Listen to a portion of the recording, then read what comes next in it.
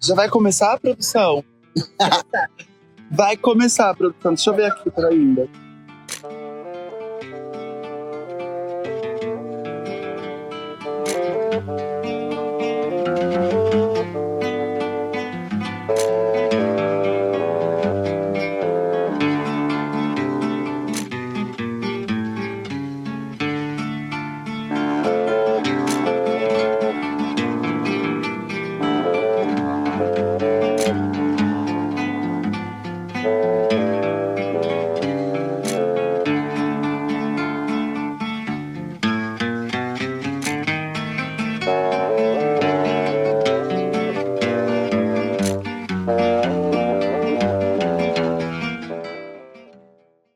Falar de moda e espaço, né? Pensando nesse lugar da moda e como que a gente pode se comportar através da moda.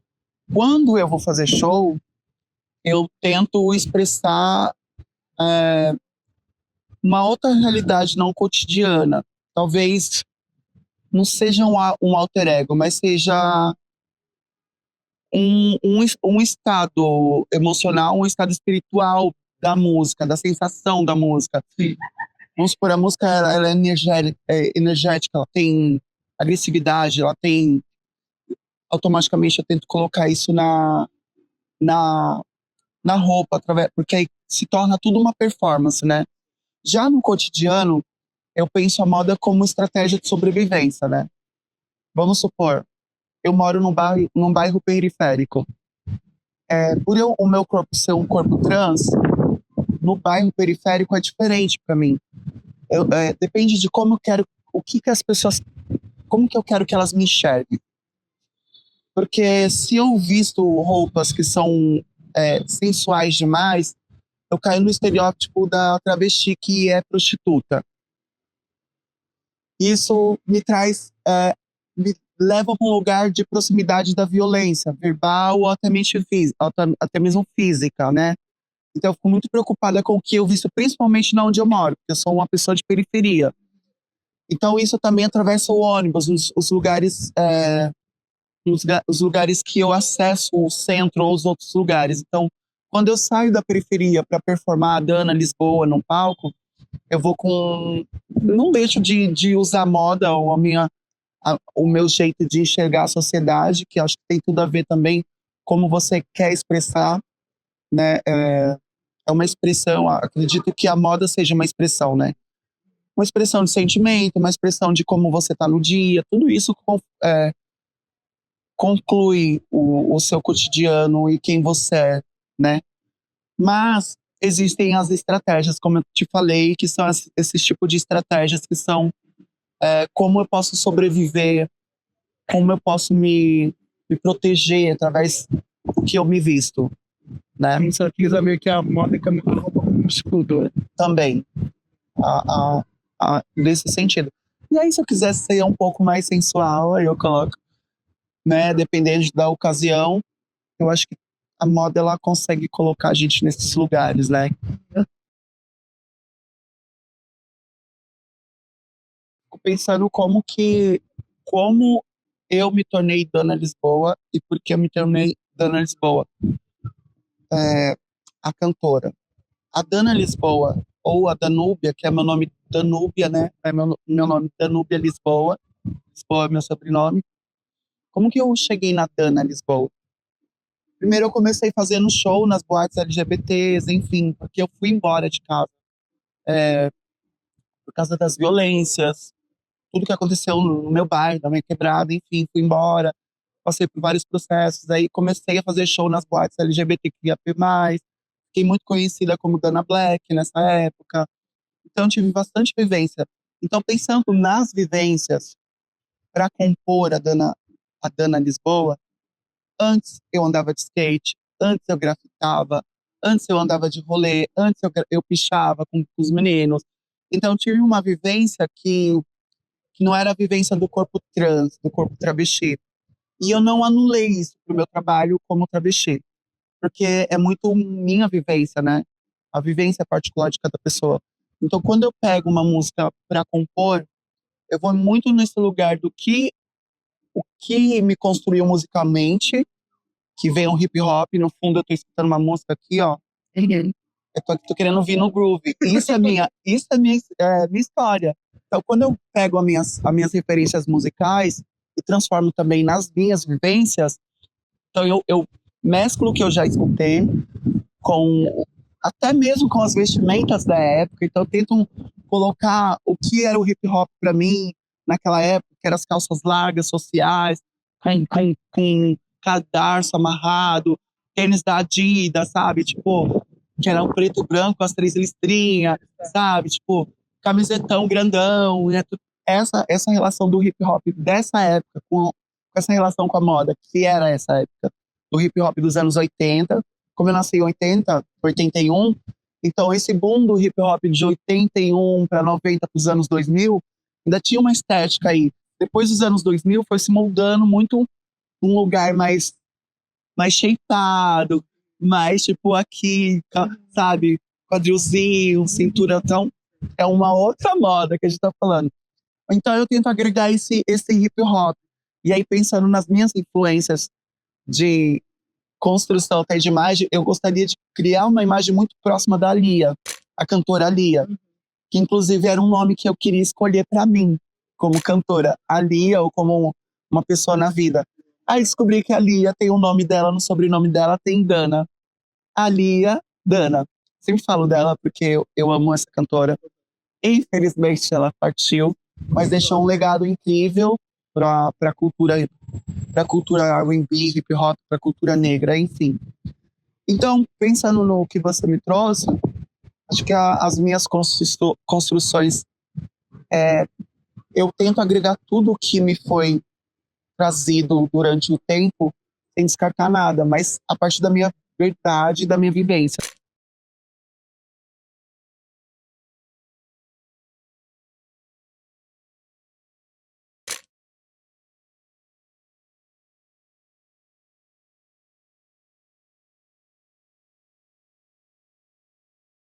Eu sou uma pessoa que experimenta muito, tipo assim, eu não consigo ficar muito apegada a uma coisa. Não consigo intitular o meu, assim, como eu te falei, né, tem as minhas referências, mas eu não consigo falar assim, agora eu estou vivenciando uma moda X, agora estou vivenciando, eu vou vivenciando aquilo que me é acessível também, né?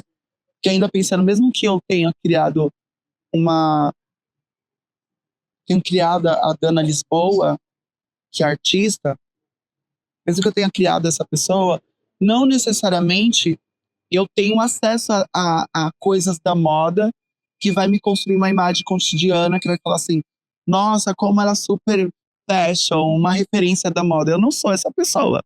Tipo assim, eu gosto de uma coisa, acho que é interessante, bom, gosto. Mas aí pensando em todas as vivências e as coisas que eu tô vivendo ainda, como a cultura ballroom. A cultura ballroom é justamente um lugar para as pessoas poderem experimentar aquilo que elas não são ou aquilo que elas gostariam de ser. E automaticamente elas acabam construindo esse imaginário existente. Ele acaba se consolidando e virando uma verdade. Então, eu posso performar uma realidade que eu não tenho, como eu tô falando, tipo, eu não tenho uma realidade onde, tipo assim, eu posso comprar é, roupas de artistas conceituados. Eu não tenho essa realidade. Eu sou uma pessoa periférica, apesar de ser Dana Lisboa. Aí como que funciona? Eu acesso a acervos de pessoas que têm peças que locam para artistas. Então eu tenho alguns contatos. E às vezes eles querem moldar a minha imagem. Aí que tá o grande pulo. Essa imagem que talvez não... Aquilo que eu não quero, eu vou passando pela minha peneira. Não é essa artista que eu sou. Não é esse tipo de artista que eu quero projetar. A imagem que eu quero não é essa. Então, já teve um momento que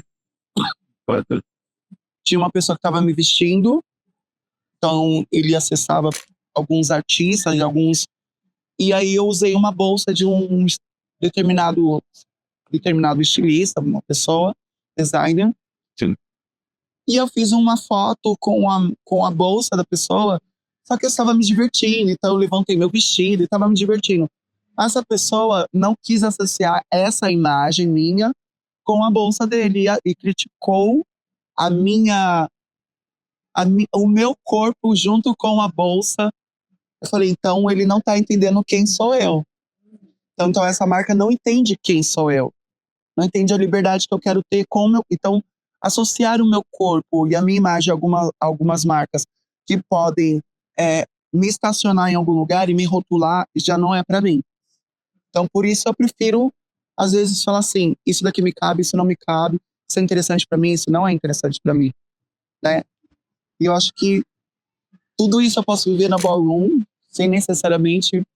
Enfim, a Ballroom é um outro lugar, mas é muito interessante. Vamos supor, voltando àquela minha vivência a vivência do comportamento social. Um comportamento social, vou jogar aqui o hip hop em si. A cultura hip hop foi um comportamento social, revolucionário também, a moda também foi revolucionária de alguma forma. Esses acessos ao que tinha para construir uma imagem. Nossa, eu gostei do seu estilo. Legal. Bom, eu acho que acaba se tornando uma estética coletiva sem necessariamente ser uma identidade coletiva automática. Automaticamente você vai fazendo isso sem querer. Você tá fazendo comportamentos até como gírias. Se você tá com pessoas que falam muita gíria, você acaba se automaticamente falando e você não percebe, você já tá no âmbito. E eu acredito que a moda tem esse lugar também. Se você, dependendo do lugar que você tá e as pessoas que você acaba meio que sendo influenciada, entre aspas, desse lugar de. Daqui a pouco você tá meio, tipo, da vivência mesmo que te engorda. Essa vivência acaba fazendo pertencendo ao que você veste, né, também. Pertencendo a um pouco da sua vivência atual agora. Então, eu acho bem interessante como. E é isso que eu tô te falando. Às vezes eu não gosto de me rotular, entendeu? Eu não gosto de estar ali porque eu não quero ser rotulado daquilo. Não que seja negativo. Mas às vezes, para não. Que às vezes eu posso. Talvez eu seja uma pessoa também que tá sempre fazendo várias coisas, né? Eu tô muito. Quando eu não tô no teatro, eu tô no Vogue, na dança. Quando eu não tô na dança, eu tô dando aula de. Enfim, eu tô fazendo tantas coisas. Deixa eu ver, peraí. Tô compondo, tô fazendo música, tô fazendo teatro, agora eu tô trabalhando com cerâmica. Então são várias coisas que vai assim, construindo. Mas dentro disso tudo ainda você consegue ir construindo uma identidade de gostos, né, pessoais. E é engraçado que a gente tá vivendo num momento de muito. Eu vou talvez usar essa palavra e não seja essa, porque eu acho que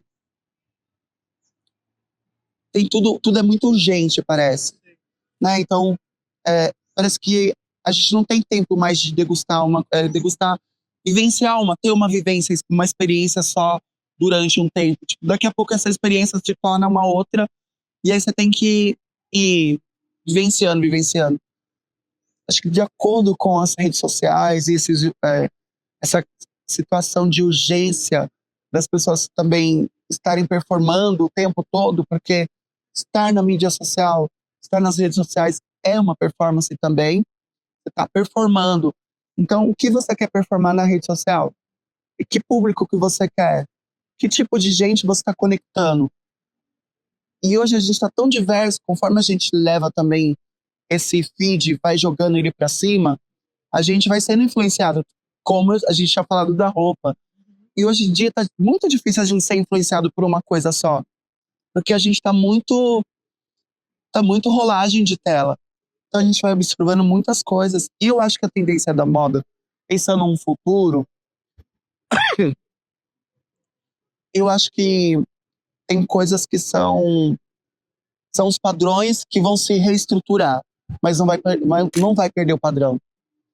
Como uma camisa. Ela tem uma camisa, todo mundo sabe o que é uma camisa. Mas a camisa vai se transformar várias vezes. Eu acho que as peças vão se transformar. Uma camisa vai se transformar em várias coisas. Sabe? Tipo, do nada. Eu penso a moda assim. As pessoas querem uma coisa que também pode ser várias outras coisas. Não sei, tô olhando o futuro. Eu tô olhando o futuro da moda. E ainda não chegou esse futuro pra mim. Talvez tenha e eu não vi. Eu não vi, ainda não chegou até mim. Mas eu penso muito nesse lugar. Seria uma coisa que eu gostaria de ter. Uma peça que esse vestido que daqui a pouco ele vira outra coisa. Essa gola sai, mas não parece que tem um zíper, sabe? Sei lá. Enfim, loucura. Tecnologias que a gente ainda vai descobrir também. Mas a estrutura vai se manter a mesma. Que a gente precisa da imagem do binário para também construir essa imagem. E aí, quando a gente pensa no binário, é o que molda o feminino, o que molda o masculino, né? O que molda esse lugar? E como que a gente transforma a moda nesse lugar do não binarismo, que também não ofende esses lados. Porque, falar que é não binário hoje em dia acaba sendo uma ofensa, entendeu? Assim, tô falando de gênero, mas tentando jogar para dentro da moda uma questão delicada, né? Socialmente agora. Mas eu acho que a moda vai ter esse poder também, sabe? De contar outras histórias para outros corpos, para outras vivências, para as vivências que já são existentes, sabe? Porque são estruturas, ou seja, são os padrões, mas sem Essa